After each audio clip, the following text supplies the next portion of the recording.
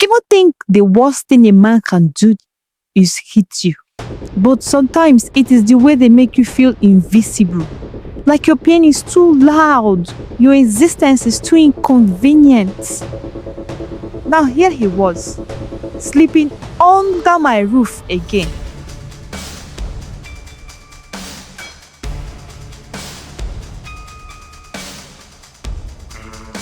The knock on the door felt like thunder in my bones. It was a cold Saturday morning in Edmonton. I had just finished making pancakes for my boys when I heard it. 3 short knocks, then silence. I froze. My stomach turned. I wasn't expecting anyone. I wasn't expecting him. When I opened the door, there he was, Kola. I hadn't seen him in almost 2 years. He looked thinner, darker, and still wearing that same leather jacket from Lagos, like it had traveled across the Atlantic with him. His eyes scanned the inside of the house like he belonged here, like he still had a place. Bukky, he said, as if my name still had any softness in his mouth. My sons ran to the door. Toby, my first son, froze and confused. Dami, the second one, hid behind me. I couldn't speak. My brain tried to catch up with reality. I had escaped this man. I had carried 2 children across countries to breathe again. I'd survived on cleaning jobs, sleepless nights, and silent sobs. I'd built a new rhythm without him. Then I finally asked him, "What are you doing here?" He smiled. That same cooked smell that used to charm me before it started hiding lies. "I came to see my family," he said. My knees almost gave out. Family. Now he remembers. This was the man who left me to raise our kids alone, while he chased contracts and disappeared into drinking, late nights, and debt. This was the same man who hadn't called in 8 months. The same man who left us without rent, food, or light in our jar. The same man who laughed when I said I was taking the kids and leaving for Canada. And he told me I just needed a place to stay for a few days, as if I had invited him. I wanted to slam the door. I wanted to scream, to cry and run. But I didn't. At least not in front of the kids. I told him to come in, against every fiber in my body. And just like that, I let the storm back into my life. Kola dropped his small black bag on the floor like it was his right. He scrolled into the living room, eyeing everything. The curtains, the TV, even the front picture of me and the boys at the zoo last summer. "You've done well for yourself," he muttered. I stood behind him, my arms folded. My skin crawled with every step he took deeper into the house. The kids watched him from a distance, like they were watching a stranger, because that was what he was. A stranger with the familiar eyes. I had to put on a fake calmness, at least for their sake. "You can stay here," I said, pointing to the couch. "For now, the boys need space, and so do I." He nodded slowly, like he was the one doing me a favor. Later that night, I couldn't sleep.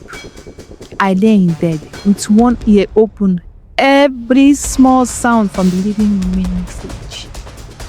My body was tense, like I was back in Lagos listening for the sound of his drunken footsteps, coming home at 2 a.m. smelling of sweat and cheap beer. I remembered how he used to throw things when angry. He once tore up the kids' textbooks because I had bought them before buying him new sneakers. How he shouted at me for disrespecting him just because I told the neighbor he was out of work. People think the worst thing a man can do is hit you. But sometimes it is the way they make you feel invisible. Like your pain is too loud. Your existence is too inconvenient. Now here he was, sleeping under my roof again, breathing the air I fought hard to breathe alone. The next morning, I woke up to something worse. I found him making breakfast in my kitchen, flipping eggs like we were a happy family. The boys sat at the table, confused but smiling. It broke me. And I told him, don't get too comfortable. I was trying not to let the kids hear the anger in my voice. He turned slowly with a spatula in his hand and said, relax, Bukky. I'm just trying to make things right. That sentence, that cursed sentence, he had used it after missing our rent for 3 months, after pawning my gold earrings, after abandoning us during Dami's malaria crisis. Every time he swore he'd change, and every time it got worse. I don't want you confusing the kids, I snapped back. You don't get to show up and pretend to be their father again. His face changed. His smile dropped. I am their father, he said coldly. There it was, the entitlement. The man who gave nothing, now demanding everything. That night, I locked my bedroom door and slept with the lights on. I could feel it already. The peace I had worked so hard to build was slipping through my fingers, and I didn't know how to stop it.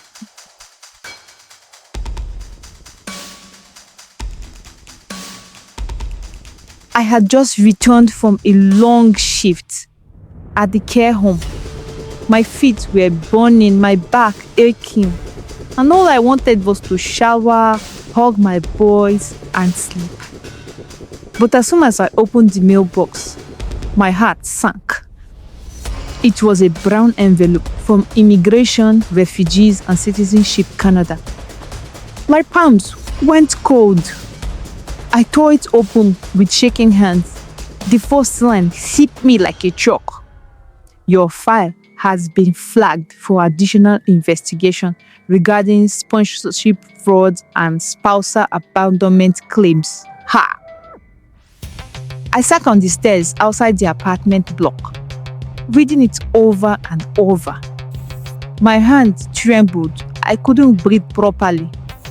My body felt like it was floating and heavy at the same time. How? What did they mean by fraud? I had done everything by the book. I applied as a single mother. I declared Kola absent and uninvolved. I have evidence, voice notes, bank statements, school letters, even welfare requests. I stumbled back upstairs, letter clutched in my hand. Kola was laying on the couch, scrolling through his phone like nothing in the world mattered. I held out the letter. He took one look and sat up and asked me, "What's this?" "You tell me," I said. He read it slowly, then smiled faintly. "I didn't think they would react to this fast," he muttered. I blinked. "You what?" I asked him. He looked up at me without shame or fear, and he said, "I reported you last month." The air left my lungs. I dropped into the nearest chair. You reported me to immigration?" "Yes," he said, standing in front of me. "Because you lied? You told them I abandoned you, that I didn't support the kids? That's defamation, Bukky." My voice cracked. But it wasn't a lie. I told him. He shrugged. Well, maybe, but now I'm here and they want to know why you didn't declare your husband in your application. My head spun. He had planned all this, and all this time I thought he showed up out of guilt or desperation. But no, he came to destroy me. You're trying to get me deported, I whispered. And he replied back, I'm trying to remind you who you married. You don't get to cut me out like I never existed. I had nothing left to say. I went to the bathroom. I vomited everything I had eaten that day. That night, I didn't sleep. I sat by the boys' door watching them breathe. Because now, everything I worked for was under threat. And Kola knew exactly what he was doing. The next morning, I called a lawyer. Her name is Mrs. Ojugo, a Nigerian Canadian woman recommended by someone from my church. I sent her the letter and gave her the whole story. She listened quietly, then said something that made my skin crawl. If your husband entered the country claiming family unification or made a report against your immigration file, this could get very complicated, she explained. Especially if he's saying you misrepresented your marital status. I told her the truth. Kola and I hadn't spoken in over a year before I left. We weren't legally separated, but I had proof that he was absent and unfit. That may help, she said, but the fact that he's now in Canada complicates things. He can argue that he came to rebuild his family and that you are denying him access. Access! That word again. Kola hadn't paid for a single diaper or school lunch in years. But now, suddenly, he wants access. The lawyer advised me to keep records of everything. Texts, recordings, receipts, and to avoid any confrontation without a witness. Don't kick him out yet, she warned. Let the process begin first. I hung up and cried into my pillow like a child. That evening, Kola acted like a man on vacation. He blasted Nigerian music while frying plantain. He offered the boys sweets and asked about school as if he had always been present. The boys were confused, smiling one minute, unsure the next. He turned to me mid-dinner and said, by the way, I've told my cousin I am staying here until I get on my feet. I stared at him. You told who? My cousin in Calgary, he said. He might help me with work, but I need to stay here for now. We are family, right? I stood. My fork clattered on my plate. You don't get to decide that, I said. Don't embarrass yourself, Bukky. You lied to immigration. Now you are scared I'll blow up everything. That's the only reason he let me in. I felt the sting of his words because they were partly true. I had to let him in out of fear, not forgiveness, and he knew it. That night I checked my bank account. He had somehow transferred 150,000 naira out of my Nigerian account, money that I had left for my mother's medication. I knew then Kola didn't just want to stay. He wanted to ruin me piece by piece. And I needed to find a way to fight back before I lost everything.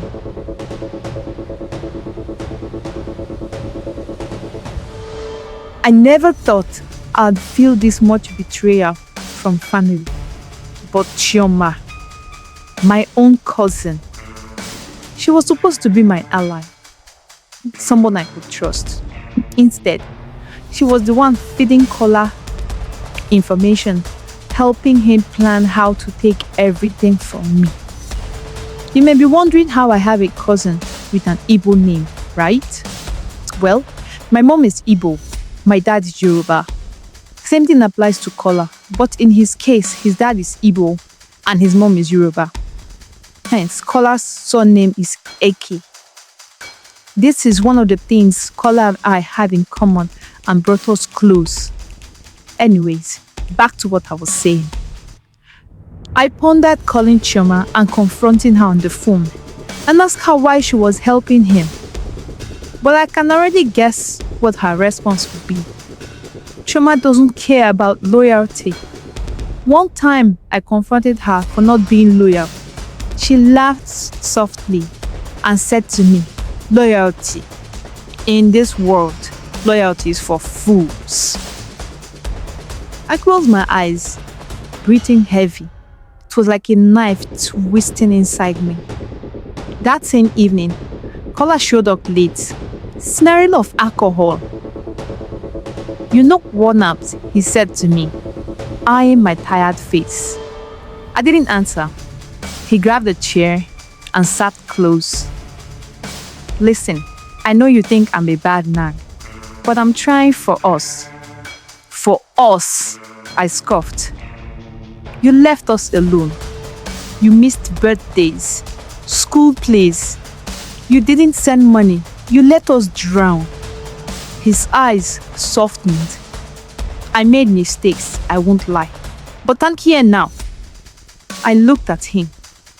Really looked at him. Was he really ready to change? Or was this just another act? The next day, I decided to reach out to immigration again. I needed protection for me and the kids. The officer on the phone was kind but firm. "Mrs. Eke, cases like yours are complicated when the spouses reappears," he said. He went further. "We'll need all evidence of abandonment and neglect. Also, be careful. If he files the counterclaim, it could jeopardize your status." These words stung. I had no choice but to prepare for a battle. The next day, Kola made a surprise move. He showed up at Dami's school for parent-teacher meeting. I was shocked.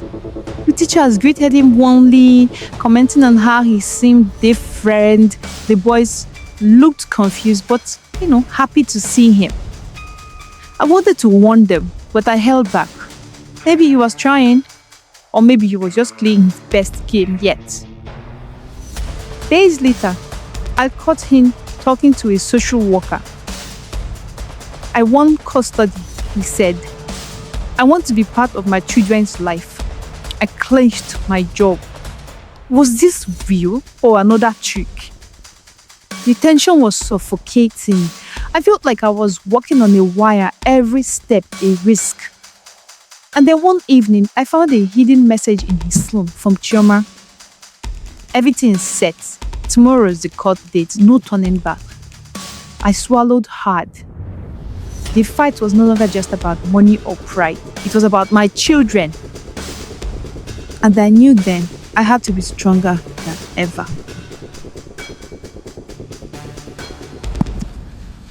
The court date arrived faster than I expected. My heart was pounding so hard I thought it would burst. Koma walked into the courtroom with the same cold, confident look. He didn't glance my way. The lawyer whispered, "Stay calm, Bukky. We will get through this." The judge was stern but fair. Kola laid out his case. How he had returned to rebuild the family, how I was keeping him away, how he wanted full custody. I swallowed my fear and waited for my turn. When I spoke, I told the truth about the empty promises, the months without support, the nights I cried alone, the days I struggled to feed our boys. I showed the bank statements, the text messages with Chioma, even the letter from immigration. The room went quiet. Then the judge asked Kola a question no one expected. "Mr. Eke," she said, "you claimed you came to Canada for work, yet your records show multiple short trips back to Lagos within the last year. Can you explain?" Kola's confident smile flattened. He looked like he had been caught. He stammered, I had family issues. I had to go back. The judge nodded, but pressed on. We have evidence that you were involved in a business scam back home, resulting in legal actions against you. Are you aware of this? Kola's face went pale. No, that's not true, he said. The judge raised an eyebrow. Our sources are reliable. Can you provide any proof otherwise? He asked. Kola's eyes darted around the room. Certainly, the cold man looked vulnerable. The lawyer leaned over me and whispered, "This could be our chance." I nodded. Taking a deep breath, I told the judge everything I had learned. How Kola's contracts were a cover for fraud. How his money disappeared.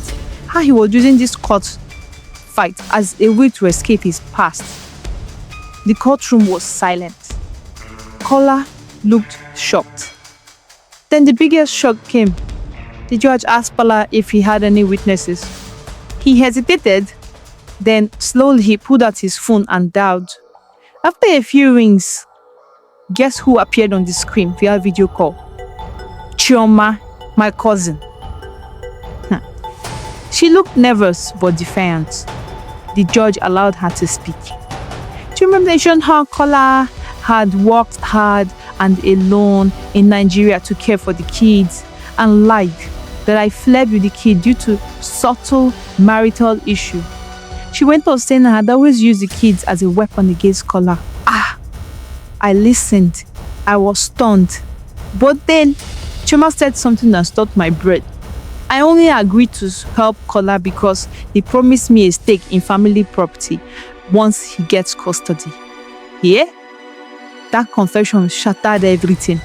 The judge looked directly at Kola. You're not only risking your children's welfare, but you are involved in a larger deception. Kola's face turned red with anger that Chioma would say a thing like that in the courtroom. Before the judge could continue, Kola suddenly slammed his phone shut. "Chioma, I think that is enough," he shouted. The judge banged the gavel. "Order. We will resume this case after a full investigation." As we left the courtroom, I wasn't sure if what I felt was relief or fear. This wasn't over, but finally the mask was slipping, and I could see the real man hiding underneath.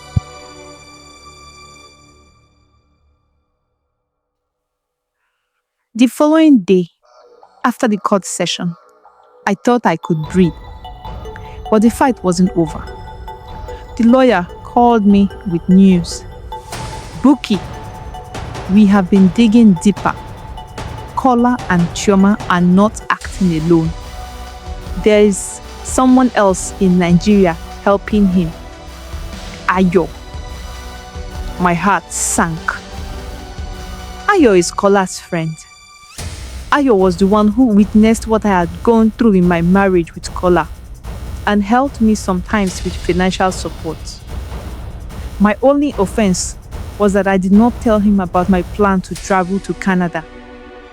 I called him when I landed in Canada and he was surprised. Once a while, he calls to check up on me and the kids.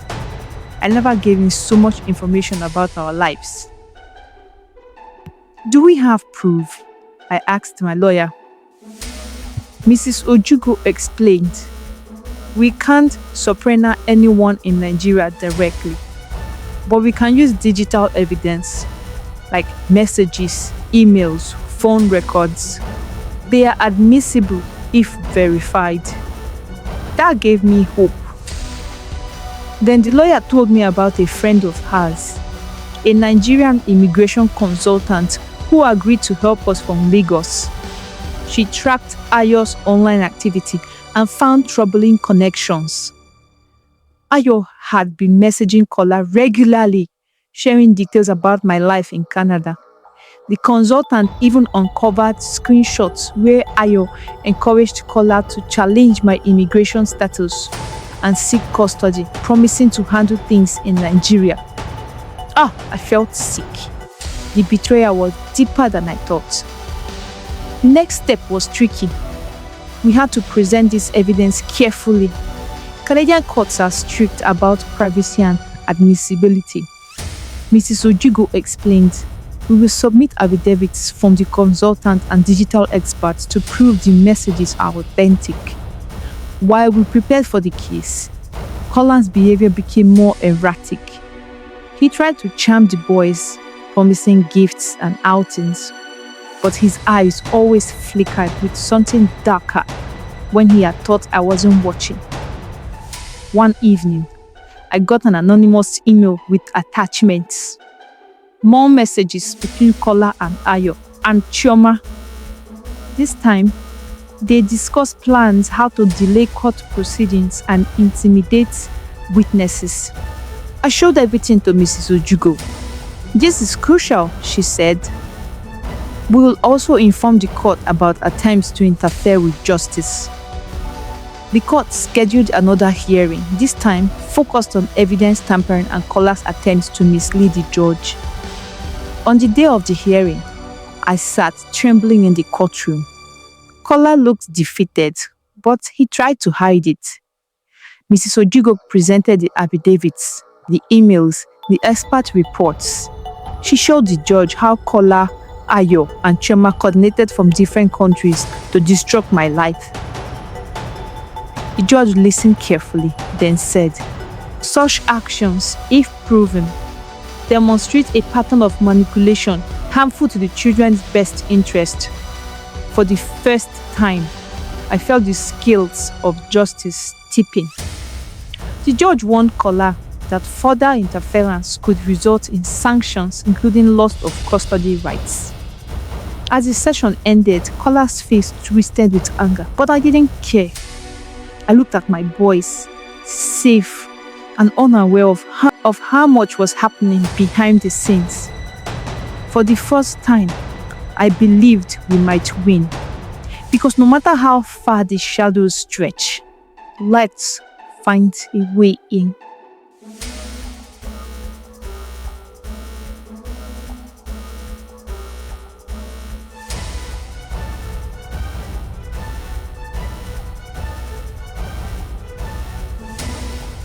The custody hearing day came faster than I expected. My stomach was heavy, but I told myself I had to be strong for my boys. In the courtroom, Kola sat across from me. He looked tired, but there was still that stubborn look in his eyes. The judge entered, and the hearing began. Mrs. Ojugo laid out our case clearly. Kola's long absence, the lack of financial support, and the attempts to interfere with court process. She presented the affidavits from Nigeria and the verified digital messages showing how Ayo Chioma was involved. Kola's lawyer argued that Kola was making efforts to reconnect and wanted to play a role in the children's lives. When the judge addressed Kola directly, she asked about his past business troubles in Nigeria and the accusations against him.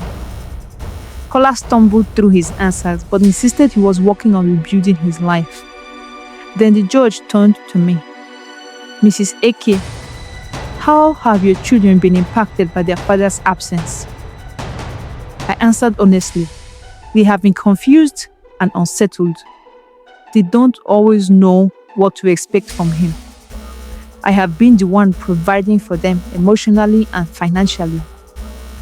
The judge nodded and listened carefully. A social worker who had visited us spoke next. She reported that while the boys were generally doing well, their routine was somewhat disrupted by Kola's unpredictable appearances.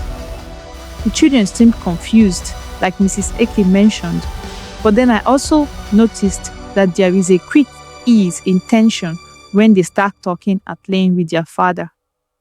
Then the critical moment came. Kola requested equal custody, saying he wanted to be fully involved in his son's lives. The judge looked thoughtfully and said, "Custody decisions focus on the children's best interests, including stability, emotional security, and safe environment. After considering the evidence, the judge ruled that both parents should share custody equally with a detailed schedule for visitation to ensure stability. The judge explained, Mr. AK must demonstrate consistent responsibility and cooperation to maintain this arrangement. Any violations lead to a review of custody. Kola looked surprised but relieved. I felt a mix of emotions. Even though I did not want Kola in my life anymore, I had always wished that he was at least present in our children's lives. However, I fear what that would mean for me and the boys. The judge emphasized that communication between us had to improve and suggested mediation if conflict arose. After the ruling, Kola whispered something I couldn't hear and left quickly. I stayed behind, overwhelmed but determined. Later, at home, I sat with my boys, holding them close. The fight was far from over, but now, Kola had legal rights to be part of our lives. I knew this meant new challenges, co-parenting with a man that had hurt us deeply.